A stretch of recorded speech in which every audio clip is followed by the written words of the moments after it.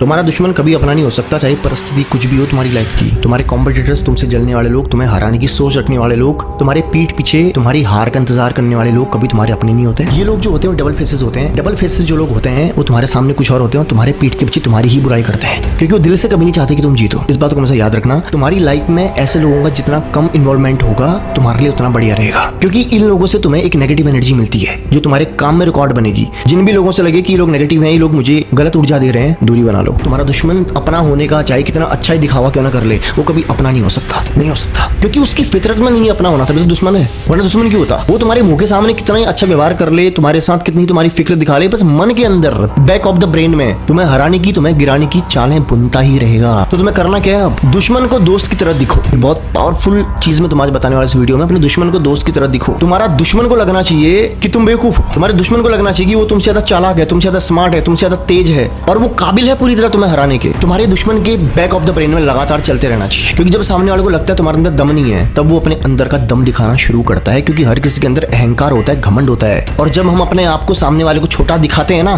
तो सामने वाले के अहंकार को ऊर्जा मिलती है, उसके घमंड को ऊर्जा मिलती है, और वो अपने अंदर की एनर्जी, अपने अंदर का फोकस, अपने अंदर का डेडिकेशन और अपने अंदर की सारी एबिलिटीज तुम्हें खुद में खुद बताना शुरू कर देगा। जब तुम ये बात जान जाओगे तुम्हारा विरोधी कभी तुम्हारा अपना नहीं हो सकता, तुम्हारा दुश्मन कभी तुम्हारा अपना नहीं हो सकता, वरना दुश्मन ना होता तो तुम भी उसके साथ वैसे ही रहो जैसे जैसे वो रह रहा है। सेम चीज तुमने कॉपी कर रहे हैं, इसको कहते हैं मिररिंग टेक्निक। अपने दुश्मन को उसके जैसा ही दिखो। अगर वो तुम्हारी फिक्र करता है तुम भी करो, अगर वो तुम्हें अच्छा होने का एहसास कराता है तुम भी करो। तो ये चीजें ना उल्टी हो जाएंगी। उसको लगेगा कि उसकी अच्छाई का, उसके भलेपन का तुम पे अच्छा प्रभाव पड़ रहा है, लेकिन उसको ये बात पता नहीं कि तुम यहाँ पे मिरर टेक्निक का यूज कर रहे हो, तुम सिर्फ दिखा रहे हो। समझ में आ रहा है ना मैं क्या कहना चाह रहा हूँ तुम्हें? अपने दुश्मन को दोस्त की तरह दिखो। उसको पूरी तरह समझने के लिए, उसको डीपली अंडरस्टैंड करने के लिए तुम्हें उसी की जैसी चालों को समझना पड़ेगा। बहुत जल्दी तुम्हें एक सरप्राइज मिलने वाला है और बहुत धमाकेदार चीज तुम्हारे सामने आने वाली है। मतलब मैं तुम्हें ये कहना चाह रहा हूँ कि तुम्हारी लाइफ की 75% चीजें ना मैं फुलफिल कर दूंगा, 25% तुम्हें सिर्फ एफर्ट करना है, अप्लाई करना है बस। बहुत जल्द तुम्हारे सामने मैं ऐसी चीज लेके आने वाला हूँ जिसको पाने के बाद तुम अपने आप को ब्लेस्ड फील करोगे। ये मेरा वादा है तुमसे। पॉइंट पे आता हूँ। अपने दुश्मन को ना उसके शब्दों से नहीं, उसकी भावना से, उसकी फीलिंग से, उसकी एनर्जी से महसूस करना सीखो। उसकी फीलिंग, उसकी एनर्जी से महसूस करो। जब तुम लोगों को एनर्जी से महसूस करना शुरू कर देते हो ना, फीलिंग से महसूस करना शुरू कर देते हो ना,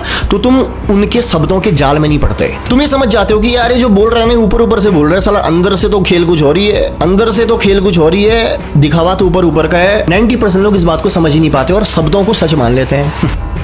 आदमी बेवकूफ कब बनता है? आदमी तभी बेवकूफ बनता है जब वो शब्दों को सच मानता है। वो फीलिंग्स को नहीं समझ पाता, वो एनर्जीज को नहीं समझ पाता। और जब जब वो शब्दों को सच मानता है उसे शब्द सच लगते हैं, क्योंकि शब्द तो खेल है। कुछ भी कहा जा सकता है, कुछ भी यकीन दिलाया जा सकता है, कुछ भी मनवाया जा सकता है। शब्दों की पावर इतनी खतरनाक होती है। लेकिन एनर्जी झूठ नहीं बोलती, इंटेंशन झूठ नहीं बोलते, इरादे झूठ नहीं बोलते। लेकिन वो तब नहीं बोलते जब तुम्हें महसूस करने आए, समझने आए। वो मैं तुम्हें सिखाऊंगा। अपने दुश्मन की बॉडी लैंग्वेज को, उसकी टोन को कॉपी करो। उसको ये दिखाओ कि तुम उसी के जैसे हो। इससे क्या होगा? उसका भरोसा बढ़ेगा तुम्हारे ऊपर पे, और उसका भरोसा तुम्हारे ऊपर बढ़ना बहुत जरूरी है खेल में तुम्हारे जीतने के लिए। तुमने बैकएंड में रह के काम करना है और उसको ये फील करवाना है कि वो सुपीरियर इंसान है, वो बहुत पावरफुल इंसान है, उसके जैसा कोई नहीं है। क्योंकि जब इंसान को एक बार घमंड हो जाता है ना, ये फील उसके अंदर आ जाता है कि मेरे को कोई जज नहीं कर रहा। अरे किसका जजमेंट चलेगा मेरे आगे, मेरे को हराने वाला पैदा ही नहीं हुआ। ये फील आना बहुत जरूरी है। यहीं से वो हारना शुरू करता है, क्योंकि वो जब ओवर कॉन्फिडेंस हो जाता है ना, तो फिर उसको नहीं पता कि तुम्हारी तैयारी क्या है, उसको पता ही नहीं कि तुम क्या इंसान हो। तो फिर उसके बाद तुम्हारी असली चीजें उभर के सामने आएंगी धीरे धीरे धीरे धीरे धीरे धीरे। क्योंकि एक बात याद रखना, तैयारी कौन करता है? तैयारी वो करता है जिसके पास होता नहीं है। जिसके पास है वो किस चीज की तैयारी करेगा? अब ये रूल काम कैसे करता है? जब तुम किसी को यकीन दिला देते हो कि तुम फुलफिल इंसान हो, तुम किस्मत वाले भी हो, तुम्हारे पास सब कुछ है, तुम्हारे पास पावर भी है, दिमाग भी है, फिर वो अपग्रेड करना छोड़ देता है अपने आप को। अपनी कुल्हाड़ी में, अपनी तलवार में धार लगाना छोड़ देता है। तलवार कितनी महंगी हो फर्क नहीं पड़ता, अगर उसमें धार नहीं है ना, वो किसी काम की नहीं है। लेकिन तुम क्या कर रहे हो? तुम छोटे बन करके सीख रहे हो, तुम छोटे बन करके उसकी चालों को समझ रहे हो,